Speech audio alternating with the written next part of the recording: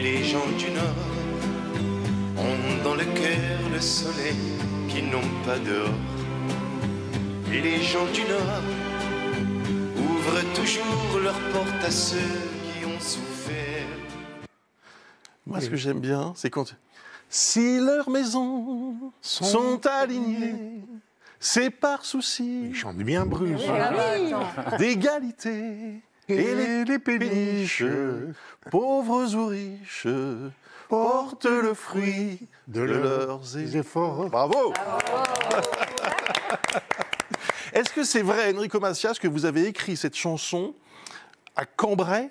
Non. Un soir de... À Lens. À Lens. Vous avez fait un concert? Oui, parce que quand je suis arrivé à Paris, j'ai dit, c'était tellement une différence de climat par rapport à mon pays et par rapport au...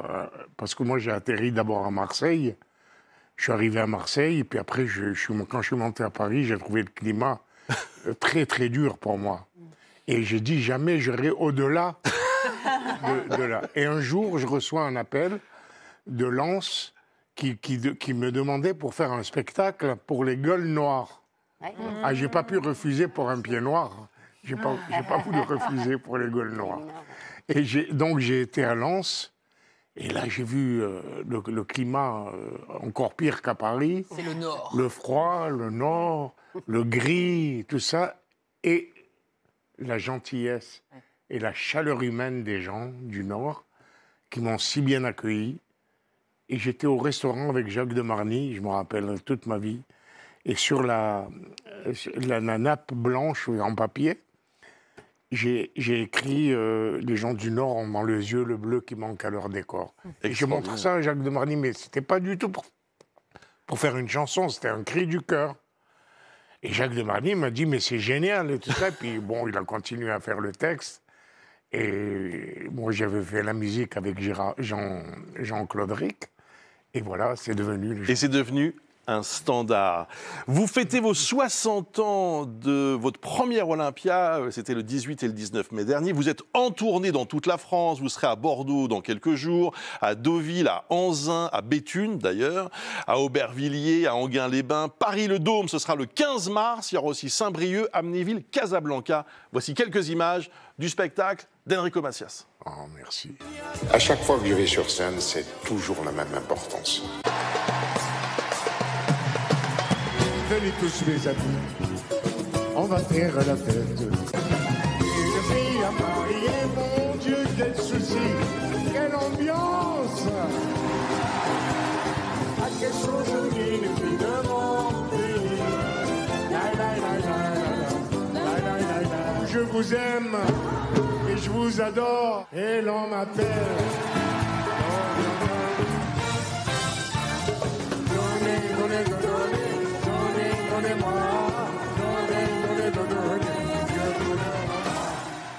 Bravo. Ce monsieur a vendu 50 millions d'albums. Bravo. C'est quand même... J'ai plus de 60 ans de carrière. Oui, mais enfin quand même, je reconnais qu'on 60 ans de carrière, qu'on n'a pas vendu autant. Vous êtes sur scène, toujours la même énergie, la même envie d'être sur scène? Mais évidemment, c'est une passion que j'ai. J'ai ça dans le sang depuis que je suis né. Et c'est quand même une... Je remercie la Providence de m'avoir fait vivre jusqu'à aujourd'hui. Depuis que vous êtes né, quand vous étiez enfant, vous faisiez le show déjà? Non, mais je regardais mon père qui jouait du violon et j'étais fasciné par, ça vous par la musique déjà depuis tout petit. La musique, c'est quelque chose presque d'héréditaire chez nous, dans notre famille, parce que maintenant mon fils est devenu mon directeur musical, compositeur, arrangeur, tout. Donc c'est de famille, et même je vois que mes petits-enfants aussi sont dans la musique génétique. aussi. La saga et la dynastie Macias, donc, avec cette tournée, je le disais, à venir. Vous êtes avec nous jusqu'à 9h30, Enrico. On va regarder tout de suite le dicton du jour et l'éphéméride avec Daniela, puisque nous sommes le 7 janvier, ma chère Daniela. On va regarder, c'est l'anniversaire de de Nicolas Cage. On l'embrasse hein, s'il nous regarde. Alors, ce 7 janvier, c'est la Saint-Raymond. Et s'il gèle à la Saint-Raymond, l'hiver est encore long. Et effectivement, eh bien, le froid va persister ces prochains jours. Hein, avec même peut-être de la neige en pleine ce mercredi. On affinera tout ça progressivement. Merci beaucoup. Benjamin, vous avez à côté de vous quelqu'un qui a décidé de ne pas prendre sa retraite. Et il a bien raison. Vous me confirmez, la retraite, jamais. Je vais avoir 86 ans. Si j'avais dû prendre ma retraite, ça aurait été depuis longtemps. Ouais. Donc vous dites juste, ouais, vous continuez tant que vous pouvez, vous êtes en forme. Écoutez, personnellement, si Dieu me donne la santé encore, je continuerai. Alors, il y a moins de boulot. Et si le public a envie de m'écouter, parce que ça aussi c'est important. Alors, c'est vrai que pour beaucoup de Français, l'âge de la retraite arrive et on a envie de profiter un peu d'autre chose, de la vie. Il y a une grande enquête qui nous apprend quels sont les critères, Benjamin, les plus importants aux yeux de ces seniors qui vont donc se retrouver à la retraite. Et parmi ces critères, le lieu d'habitation. Où fait-il bon vivre pour les seniors? Racontez-nous. Et sans surprise, la ville qui fait rêver les seniors pour passer sa retraite, c'est celle-ci, c'est Paris. Paris, les bouchons. Voilà, ça donne envie à tout le monde en France. Les bouchons, la grisaille, les rats. Et pourquoi vous rigolez? Ok, je voulais voir si vous suiviez. C'est bien. Évidemment, c'est pas Paris du tout. Je vous donne le classement des meilleures villes selon les Français. Alors. Mais d'abord, j'ai voulu sonder nos téléspectateurs pour savoir si vous-même, ça vous donnerait envie, vous auriez envie de déménager pour votre retraite. Les résultats sont intéressants. Vous allez voir, je vous donne les résultats tout à l'heure. Mais d'abord, cette grande carte de France, les villes qui font les plus rêver. Alors, Andernos-les-Bains en 1, il y a Arcachon en 2, Vannes, Narbonne, Saint-Hilaire-de-Riez, Châlons ou encore Cannes. Vous avez vu, grande victoire de la côte ouest, le point commun entre les deux. Andernos, c'est quoi? C'est Gironde. C'est Gironde, pardon. Gironde. 1 et 2, c'est en Gironde. Le point commun, un port, ostréicole, des espaces naturels d'exception. Et il faut le reconnaître, c'est ça qui est un peu intéressant dans ce classement, une météo plus clémente que dans le sud-est. D'accord. Longtemps, on a dit, la retraite rêvée, c'est à Cannes, c'est à Nice. Alors ça reste très bien classé, Cannes et Nice, pas de problème, mais on cherche de la douceur pour vivre heureux, on veut du frais. C'est pas complètement idiot. Quels sont les autres critères importants? Alors, le climat, c'est une chose, la douceur de vivre, comme on dit. On voit l'importance dans les critères d'avoir une offre de transport en commun adaptée et aussi, et ça, c'est une autre nouveauté, des pistes cyclables. Tout ce qui encourage les mobilités douces, ça, c'est nouveau. Le reste nous surprendra un peu moins. La présence d'infrastructures de santé, bien évidemment, mais aussi de gares TGV, pas trop loin. Pourquoi? Pour que les enfants, les petits-enfants puissent venir nous voir. Et enfin, bien sûr, l'argent, Maud Descamps me regarde en me disant n'oublie pas de parler d'argent. Évidemment, Maud, j'allais y venir. C'est vrai que Saint-Tropez, c'est sympa, mais j'ai regardé hier 14 000 € le mètre carré, si vous voulez. Ah, c'est pas sympa. On peut s'acheter un garage, éventuellement. Mais Andernos-les-Bains, c'est 3 fois moins cher. Andernos, on vous dit. enfin, c'est pas possible. Pourquoi vous m'engueulez Mais parce que quand il y a un S, par exemple Cannes, vous dites bien Cannes. Alors, c'est un rêve pour les Français de déménager à la retraite. Alors, c'est un rêve, on peut même dire presque que c'est un fantasme. Vous connaissez la nuance entre le rêve et le fantasme. Le rêve, on a envie de le faire, le fantasme, pas forcément. On serait tenté, mais on ne franchit pas le cap. Regardez, un départ à la retraite sur 8 se traduit par un déménagement. Ce qui est pas mal, mais en fait, ça pourrait être beaucoup plus, car, j'en reviens à mon petit sondage dont je vous parlais tout à l'heure, seriez-vous prêt, auriez-vous envie de déménager le jour de votre retraite? Eh bien, le résultat, c'est un grand oui, à 83%. Donc la question maintenant est de savoir pourquoi a-t-on envie de le faire, mais le fait-on si peu? Il y a évidemment la question de l'argent, c'est sûr que ça coûte cher de déménager, mais ce qui ressort, est-ce que vous avez été nombreux à m'envoyer par Instagram, c'est pas ça. C'est pourquoi on ne veut pas s'éloigner de la famille, mais aussi des amis. La grande question des amis. On déménage dans le sud, c'est super, c'est très bien, mais si on ne connaît personne, on le sait, c'est compliqué de se refaire un cercle familial et de proches. Enrico, dans votre vie, vous avez beaucoup bougé, vous. Qu'est-ce que ça apporte de changer? Parce que c'est vrai qu'on sort de sa zone de confort en déménageant. Moi, j'aime pas trop changer, j'aime bien rester dans mes habitudes. Votre port d'attache, c'est où? Où est-ce que vous vivez?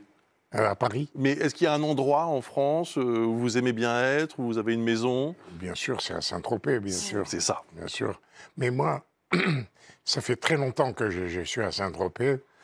Moi, j'aime pas les mondanités de Saint-Tropez. J'aime les gens du pays. Les gens du pays que je connais depuis très longtemps et ils m'ont adopté à cause de ça. Parce que moi, j'ai rien à voir avec les mondanités. Mais l'été, du coup, ça reste supportable, Saint-Tropez?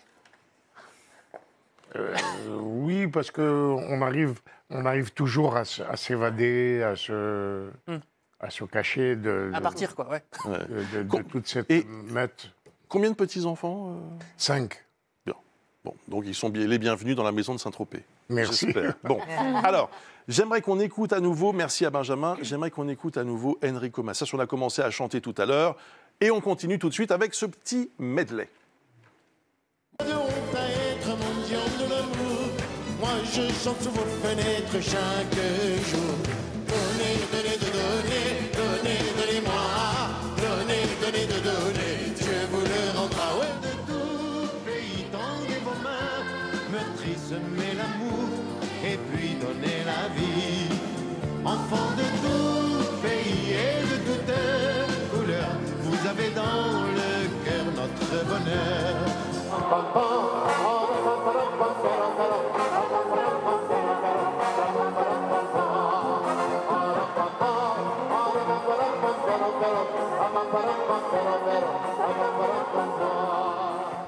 Enrico Macias, bon, quelques exemples évidemment de ces tubes. Alors bien sûr, il y a la longévité qui explique aussi vos succès, mais il n'y a pas que ça. Il y a un lien particulier avec le public.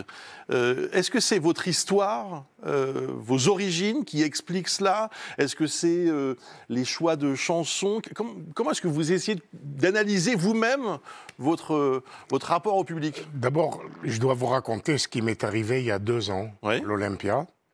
J'ai eu une extinction de voix en rentrant sur scène. Je n'arrivais plus à chanter. Il s'est passé quelque chose d'inattendu, et je crois que ça c'est jamais arrivé dans le monde entier, dans toute l'histoire du musical de tous les temps. C'est jamais arrivé ce qui m'est arrivé. Je n'arrivais pas à chanter. Les gens se sont mis à chanter à ma place. Ah, c'est génial. Il y a eu l'entracte, j'ai dit, bon, je ne vais pas retourner. Tout le monde me demandait. Je suis retourné après l'entracte, je n'avais pas retrouvé ma voix. Les gens ont continué à chanter comme si c'était eux qui avaient fait le spectacle. Ça, c'est jamais arrivé nulle part. Nulle part. Extraordinaire. Voilà. Donc, vous dites que voilà, vous continuez à chanter pour le public. Ce public, il a évolué au fil des ans. Les enfants maintenant, les petits-enfants sont là. Bien sûr, les jeunes se sont ajoutés à mon premier public. Et on est étonné de voir le nombre de jeunes qui viennent voir mes spectacles. Ouais. Et je suis content, par exemple, là, je vais un petit peu quitter l'Olympia pour aller au Dôme, Ouais. à Paris.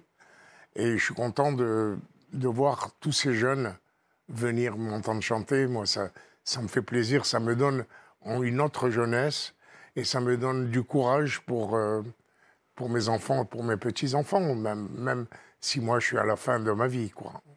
Est-ce que vous vous lancez encore des défis, des challenges en disant il faut que j'écrive un nouveau tube ou une nouvelle chanson qui va marquer? Ben oui, parce que là, je suis en train d'écrire avec mon fils Jean-Claude un nouvel album. Et je suis étonné parce que j'ai un style particulier. Et là, beaucoup d'autres auteurs et compositeurs se sont adaptés à mon style et me proposent des choses que je n'aurais jamais pu faire moi-même. Et donc, si vous voulez mieux, il y a un challenge d'avoir un nouveau répertoire.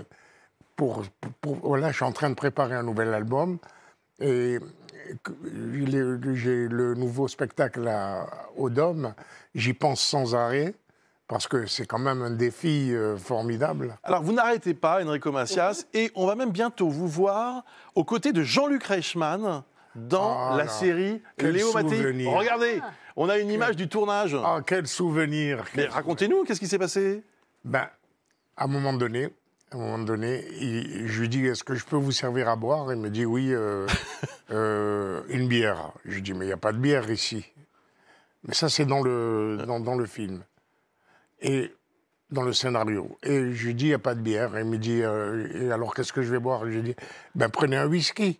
Et il me dit, vous êtes quelle sorte de whisky vous avez? J'ai dit, vous avez des whiskies algériens, marocains, tunisiens, et puis japonais. Alors il me dit, alors allons-y pour un japonais. Alors je demande à la serveuse, je dis, un japonais pour monsieur, whisky, hein, s'il vous plaît, pas un japonais. Pas un japonais. Et là, on a pris un fou rire. monumental, lui et moi. Ça sera à découvrir sur TF1 dans quelques semaines. Jean-Luc Reichmann, qu'on embrasse au passage et qui, je le sais, nous regarde régulièrement et qui vous a sollicité